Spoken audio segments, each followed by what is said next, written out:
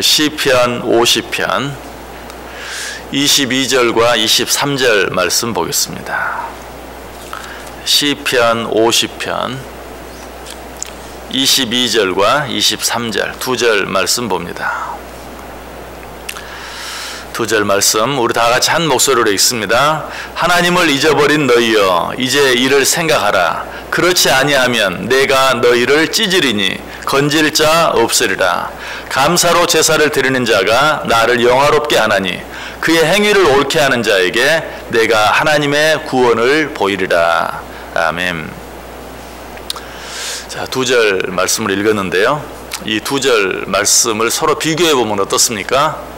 너무나 다른 말씀이죠. 22절 다시 읽어볼게요. 하나님을 잊어버린 너희여 이제 이를 생각하라. 그렇지 아니하면 내가 너희를 찢으리니 건질 자 없으리라. 자, 그런데 23절은 어떻습니까? 감사로 제사를 드리는 자가 나를 영화롭게 하나니 그의 행위를 옳게 하는 자에게 내가 하나님의 구원을 보이리라. 이 두 구절이 서로 나란히 같이 붙어 있을 수 없는 말씀처럼 달라도 너무 달라요. 앞에 있는 말씀은 어떻게 끝납니까? 내가 너희를 찢으리니 건질 자 없으리라. 내가 너희를 찢겠다. 그리고 그 가운데서 건져낼 자, 구원해낼 자가 없을 것이다. 그러나 23절은 어떻게 끝납니까? 그의 행위를 옳게 하는 자에게 내가 하나님의 구원을 보이리라. 앞에는 구원할 자가 없을 것이다. 뒤에는 내가 너희를 구원할 것이다. 자, 이 두 구절이 이처럼 판이하게 달라지게 되는 기준이 무엇입니까? 무엇 때문에 그렇습니까? 감사가 있느냐 없느냐.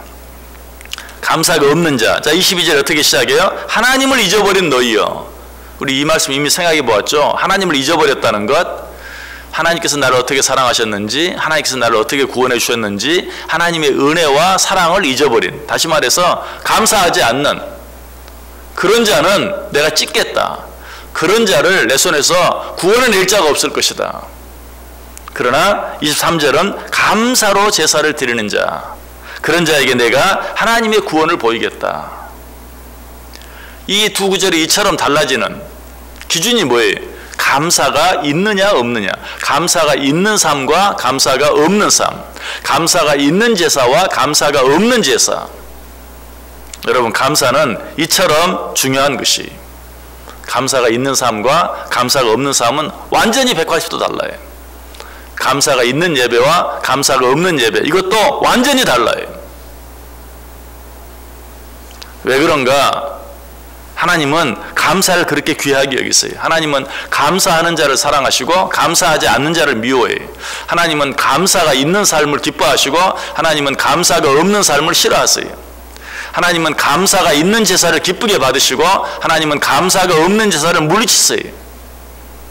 여러분, 그러므로 우리는 늘 내 안에 감사가 있는가 없는가 하는 것을 늘 확인해야 돼요.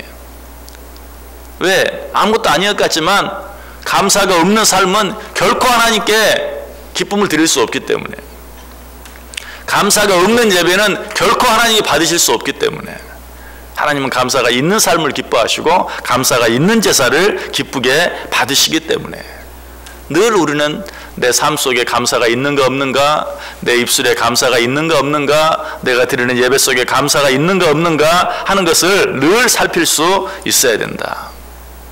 감사는 우리의 영혼의 상태를 판단하는 가장 쉽고도 가장 중요한, 그러면서도 가장 정확한 판단 기준이, 여러분, 내 영혼이 건강한가 건강하지 아니한가 어떻게 판단하십니까? 감사가 있다면 그 영혼은 건강하고 감사가 없다면 그 영혼은 병든 거예요. 내 속에 감사가 있다면 내 영혼은 타락하지 않은 것이지만 내 속에 감사가 없다면 내 영혼은 타락한 것이. 성경에도 위대한 믿음의 사람인가 그렇지 아니한가를 판단할 수 있는 가장 좋은 기준, 가장 쉽게 구별할 수 있는 기준이 있다면 그 사람의 삶 속에 감사가 있는가 없는가 하는 것이. 여러분이 생각하는 위대한 믿음의 사람들 속에는 항상 감사가 있었어요. 다윗 왕은 어떻습니까? 정말 감사할 줄 아는 사람이었어요. 자, 시편에 나타나 있는 그가 지은 많은 시들 속에는 항상 감사가 있었어요. 시편 103편 2절 이하에 보면 내 영혼아 여호와를 송축하며 그의 모든 은택을 잊지 말지어다. 그가 내 모든 죄악을 사하시며 내 모든 병을 고치시며 내 생명을 파멸해서 속량하시고 인자와 긍휼로 관을 씌우시며 좋은 것으로 내 소원을 만족하게 하사 내 청춘을 독수리같이 새롭게 하시는도다. 하나님께 얼마나 아름답게 감사의 찬송을 드리고 있는지 몰라요.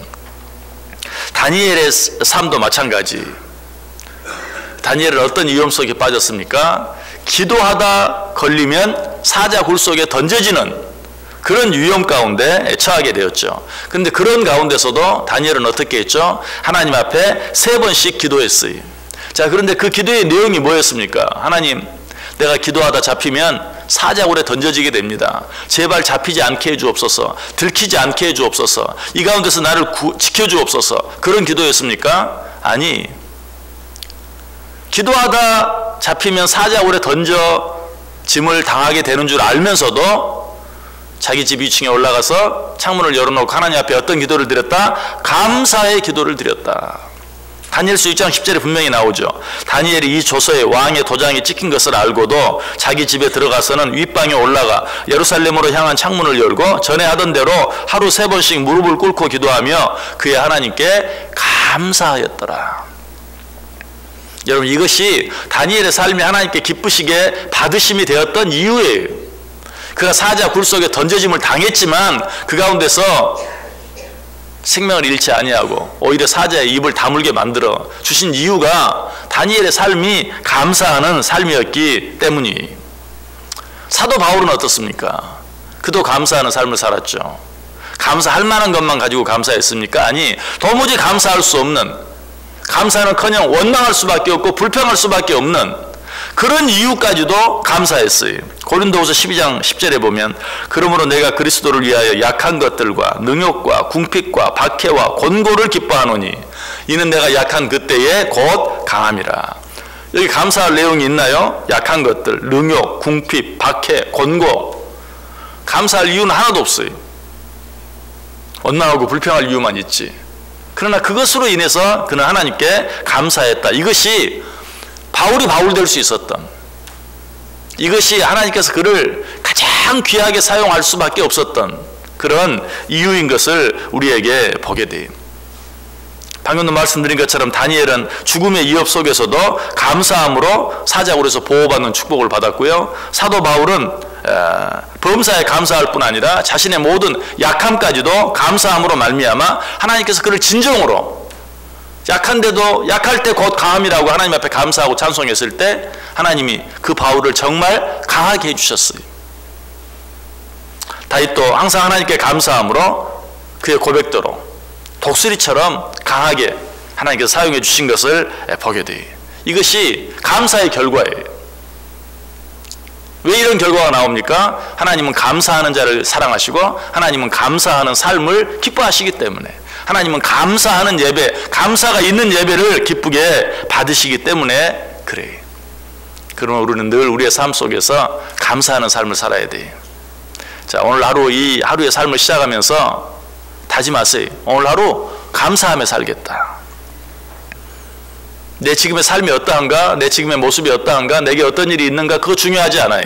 중요한 건 뭐예요? 내 상황이 어떠하든지 내 형편이 어떠하든지 내가 그것들 때문에 감사할 수 있는가 없는가 하는 것이.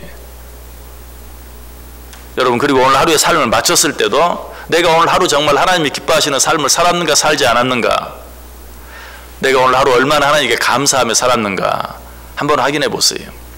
어떤 분은 그래서 그렇게 했다고 그러죠. 오른쪽에 아침에 하루 일과를 나갈 때 오른쪽 주머니에 동전 10개를 집어넣어요.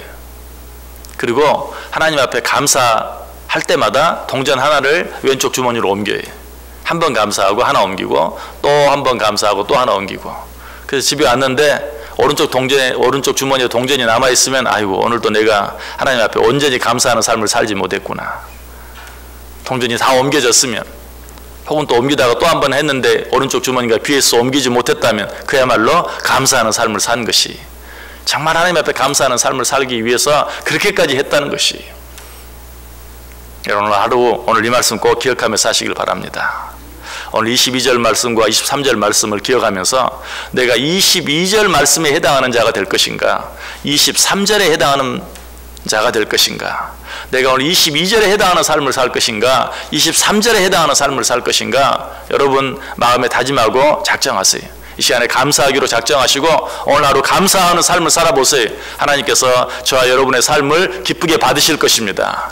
하나님께서 저와 여러분의 예배를 기쁘게 받으실 것이, 하나님은 그런 자들을 축복하실 것이, 오늘 하루 온전한 감사를 통해서 하나님을 기쁘시게 해드리고 하나님을 영화롭게 해드리고 하나님을 기쁘시게 하고 하나님을 영화롭게 해드림으로 말미암아서 하나님께서 나에게 진정한 구원을 보여주신다는 말이 뭐예요?